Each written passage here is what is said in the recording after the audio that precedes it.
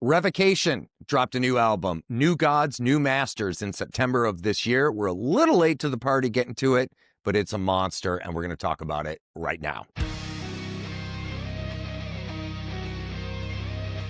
What's up, dude? How's it going? Wonderful. I spent Thanksgiving listening to New Gods and New Masters. Mm-hmm. Thankfully, the folks that I was with didn't have to listen to it with me, so that would have ruined their turkey day.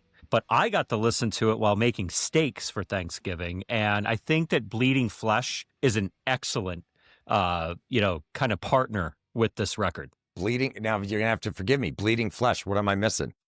We had fairly raw steak. That Bleeding Flesh, okay, yeah. Yeah, we ate steak, not turkey, and it was on the raw side. That's the way they wanted it cooked, and it was good. Nobody got sick, so everybody won, including me. I got to listen to Revocation. Not bad, not bad. As it happens, purely coincidentally, we had steaks here at Mustache Ranch for Thanksgiving as well. No. Perhaps not bleeding, but we have a mutual friend who would have enjoyed probably both these steaks. Yeah, we do. He likes his cow mooing still and kicking and all of that stuff when he eats it. So. Yeah. Well, listen, before we get into this record, a couple of quick little shout outs to a few people. Our friend DF, who, an old friend of mine, Donald, dfrost.jpg. You may know him already on Instagram. Great guy. Just haven't had a chance to have much contact with him lately. And it was great to chat the other day. So great to have you. Always great to connect. And to my sister, Kate, I'm pumped. She's got stuff happening. She's making moves, and I'm happy for her. So that's rad. And lastly, Electro. Oh my God, I've already forgotten her name. She won our typo giveaway. Electro Cuteness. Cuteness. Just a quick howdy, and glad you got that. You seem pretty excited about it, so that's rad. Well, good. Yeah, that is in the mail, and it's off and away, and we'll be talking about a giveaway for the holidays. Yeah. And it also will be coming from my personal collection that I've had for a long time, which is cool. Mm-hmm. But we'll get into that later. Let's talk Revocation. We shall. Yeah. Latest record. This band is a powerhouse band. They are really, really talented. They write really well-crafted music. The band rundown: Dave Davidson, lead guitar, lead vocals; Ash Pearson on the drums; Harry Lannon on rhythm guitar and backing vocals; and Alex Weber on bass. These guys are all top-tier musicians, and they have put out, in my estimation, a top-tier record. It is super powerful, front to back, great riff writing, great song composition, and I am a huge fan of this. Full disclosure, I don't know Revocation. This is their 9th studio album, and I am not super familiar with the band. But my God, as an introduction to the band, this has been really a lovely listening experience over the past couple of weeks. Yeah, I felt like this record is a perfect collision of thrash metal meets death metal meets prog.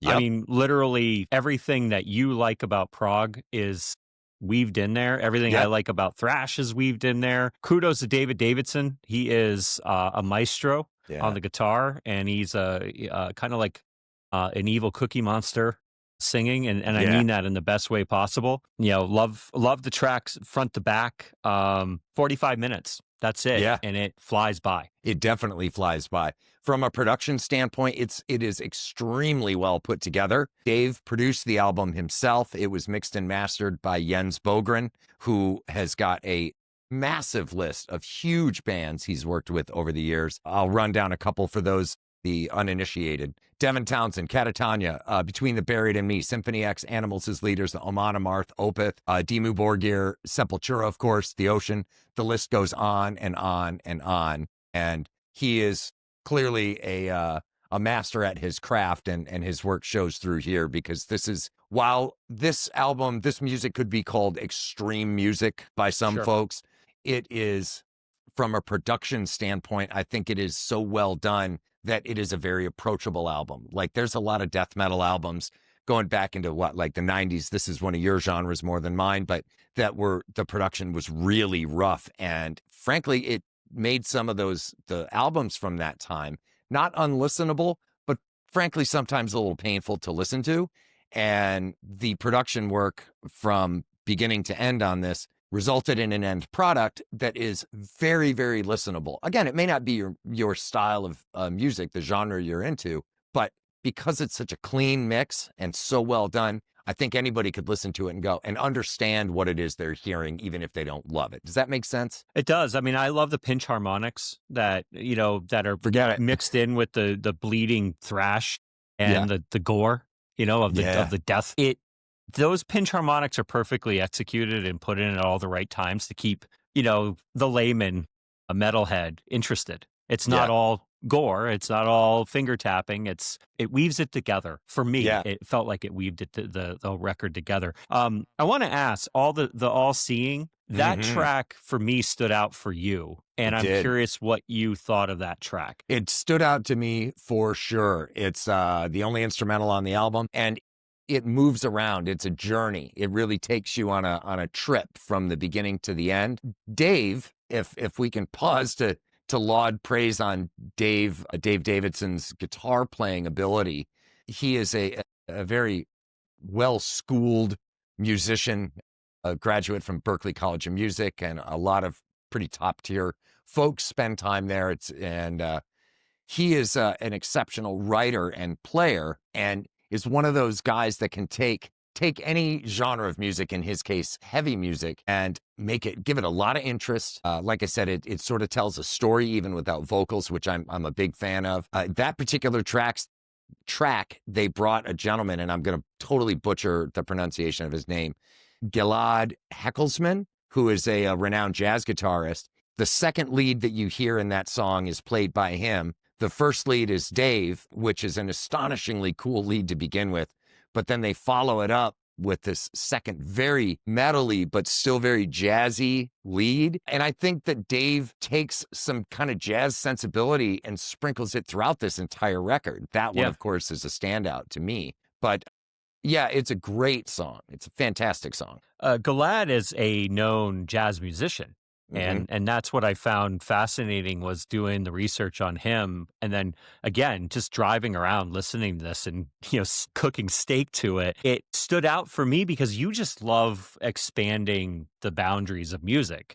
Yeah. And that track really stood out to me. The thing that I really enjoyed about this, and I'm going to get really philosophical and deep here for a second, is the fact that Dave Davidson is concerned about our future with technology. He doesn't come out and say AI, and he doesn't come out and say billionaires and oligarchs and all of the people at the top of the money chains within different cultures. But he is very, very concerned about the future and us. And those who hold the technology could either usher in a dystopian future, or if our future is going to be something different, which could be a utopia. And a lot of the lyrics really kind of talk about the balancing between the two worlds that could be. And Dystopian Vermin is my favorite track. And it is just calling out, who people and what people would usher in a dystopian society by using technology as the vehicle to do that. And so it's a brilliant record in that regard. It makes you think.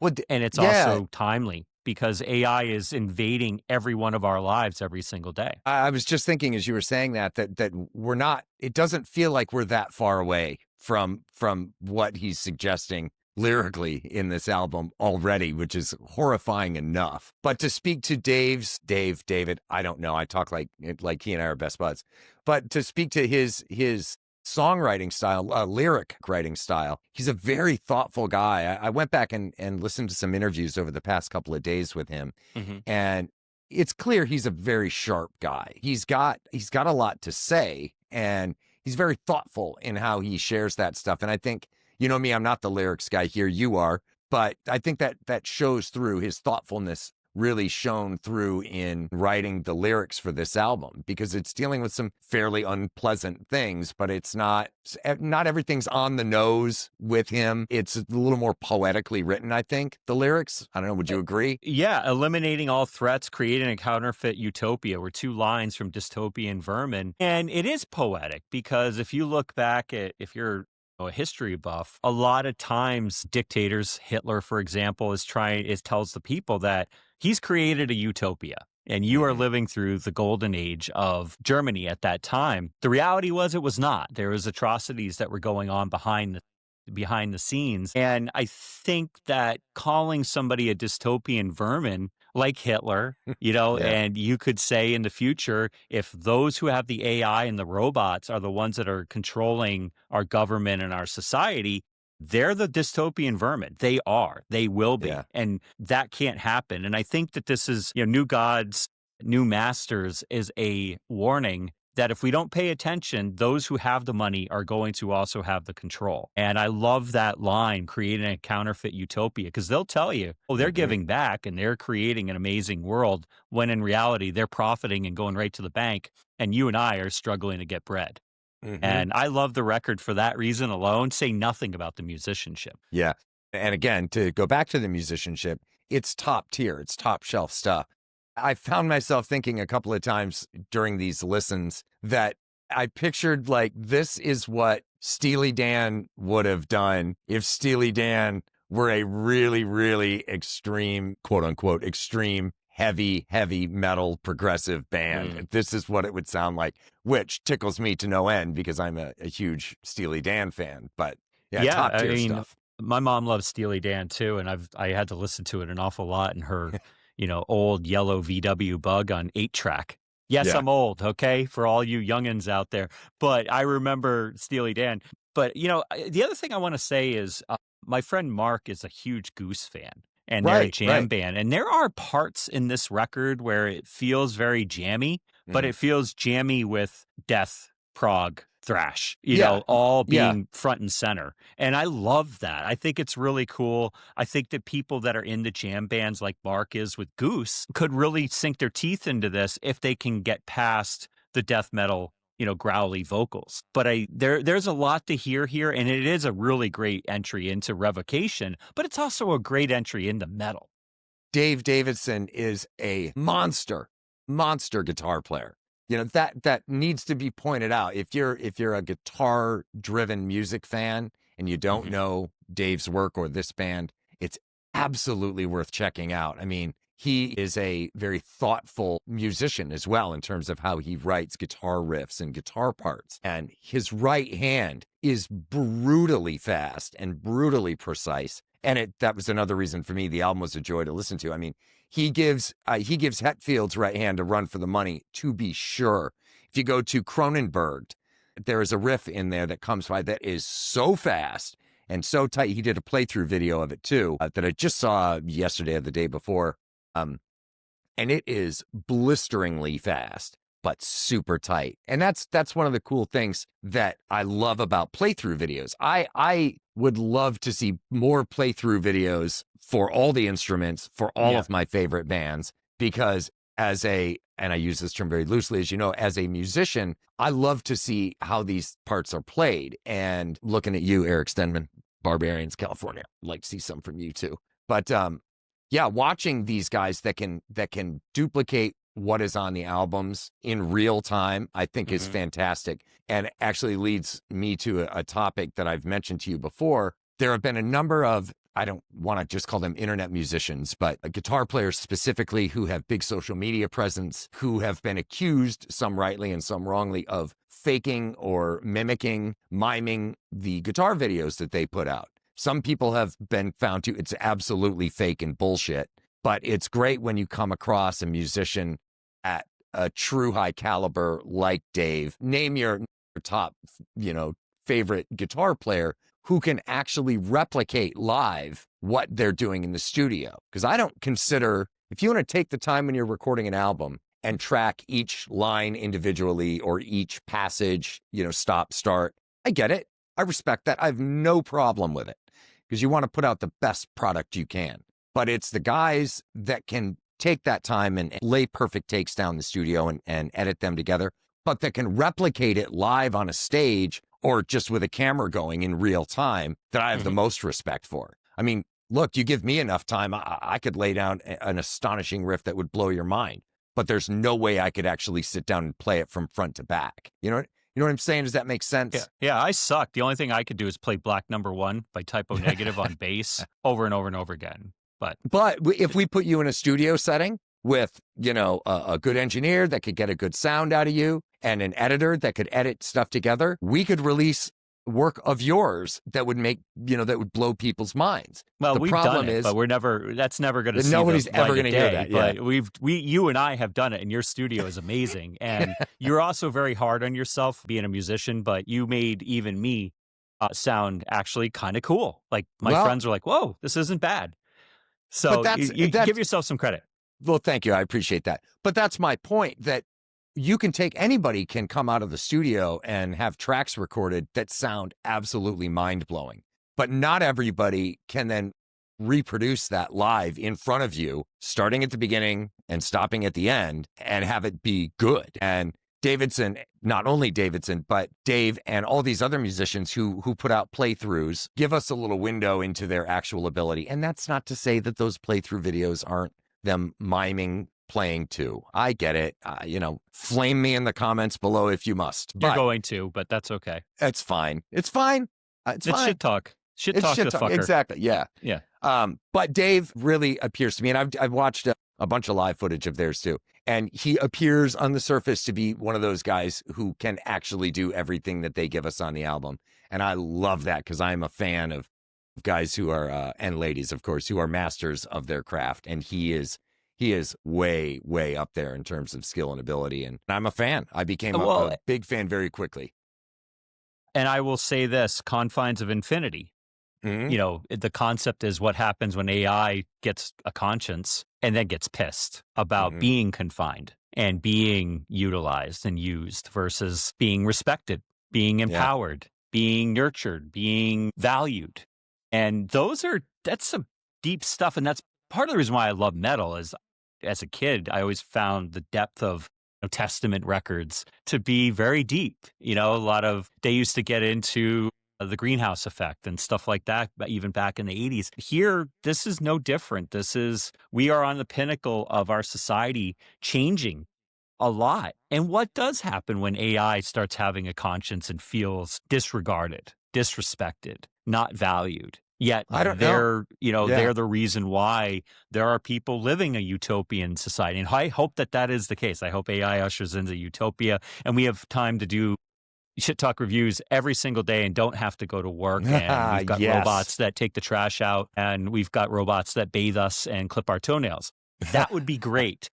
I'm not convinced that humans will allow that to happen. And I think Dave Davidson also has that belief. And this whole record is that big warning, and it is a masterful warning at that. Yeah, a really phenomenal album. And I'm glad it crossed my radar. Glad we're talking about it. And it's one of those albums that'll be on the repeat, the playlist that will come up again and again, I'm sure. And I'm looking forward to getting back into their earlier stuff too. I have read that people are saying this is a masterclass in Revocation, this album is. And I can only assume that the earlier albums, well, perhaps objectively, they're not as strong as this one, are all going to be very good too. So I'm looking forward to working backwards through their catalog. Well, good. Well, maybe we can see if we can get David on at some point and talk to him further. That would be great. But I think we're both recommending this with two giant thumbs up, and no pigtails, none of that. No backflips or anything like that. But it's a pretty badass record. Yeah, for sure.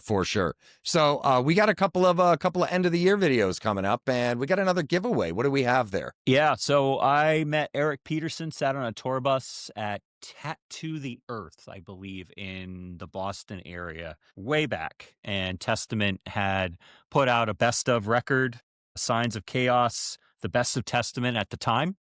Mm-hmm. And I sat on the bus, interviewed Eric Peterson, who is the founding member, lead guitarist of Testament. He signed this, and I have Dark Roots of the Earth, the album cover poster, signed by the whole band, and I've got it framed and everything. So I'm not giving that away unless you guys beg. But I am going to give away this CD cover that's signed by Eric I don't want to Peterson. say beg, but please beg Derek to give it away, just because I'd like to see the man squirm every once in a while. No, I actually would consider it. It's pretty cool. I would hate to give it away. I'm not giving away my CD cover that's signed by Ozzy Osbourne, Tony Iommi, and Geezer Butler. That I'm keeping. I'm sorry. Yeah, that's fair. And I've got a guitar signed by all of Typo Negative. Not giving that away either. Sorry, but I could be convinced. But Testament's Eric Peterson autograph is definitely on the block right now. So we'll do a video about that here pretty soon. And then in the next clip or two that you hear from us, we'll be doing our top albums of 20 and 25. Yeah. So I've got my 10 done, and I'm interested in seeing how much parallels there are. I have some records that we have not talked about on Shit Talk that is on there. And I'm looking forward to actually giving those records a spotlight, and hopefully we'll get some shorts that we can go tag those bands in. But, there was a lot of really good music this year. It's funny. My friend Matt's like, there's nothing good that's come out. I disagree. I disagree. That you have to look. And the algorithms are kind of force feeding music to us a lot of times. But a lot of times you really do have to kind of look under the covers. Dig a hole in the ground to find what you're looking for. We're lucky that we get to go into the Holics and look at all of the records that the record labels are releasing, listen to them. And so we're able to pick and choose, but you have to take the time to listen and look.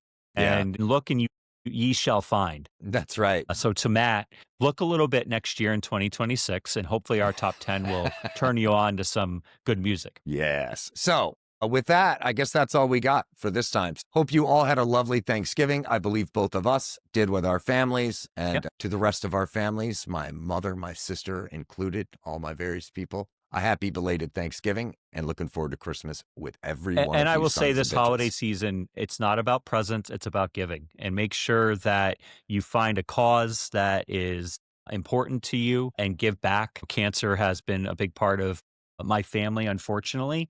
And so I always give some money to cancer research every single year, to St. Jude's for kids that have cancer. And so find your thing. Make sure, don't forget, give back. Take the time to, and a few coins out of your pocket to give back, because it's important. It's important, and it's easier than you think. It doesn't take that much time. It doesn't take that much money, and every little bit does make a difference. So well said, sir. It sure does. And also, don't forget your pets. Make sure that you give them gifts. You've got the whole I know crew he's there, well fed, but make sure that they also are taken care of and have some fun things in their stockings. And, whatever you're into, make sure that they get some stuff too. Indeed. On that note, we'll see you guys on the next one.